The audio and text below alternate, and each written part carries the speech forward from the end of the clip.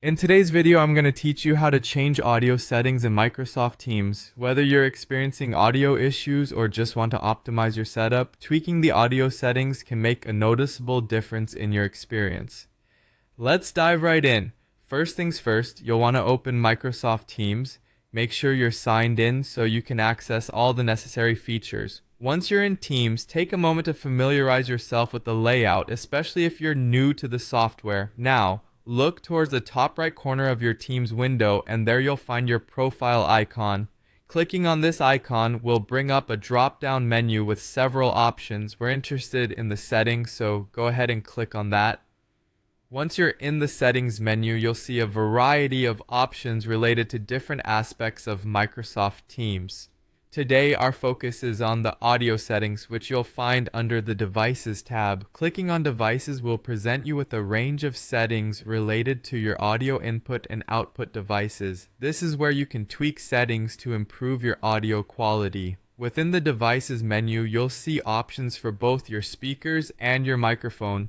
If you're experiencing difficulties hearing others, or they're having trouble hearing you, modifying these settings can help. Start by choosing which device you'd like to adjust, whether it's the speaker, the microphone, or both. Let's check out the speaker settings first. You'll find a drop-down menu that allows you to choose different audio output devices. This is useful if you have multiple speakers or headsets connected to your computer. Selecting the right device ensures that sound is directed where you want it. Next, turn your attention to the microphone settings. Just like with speakers, you might have more than one microphone option available.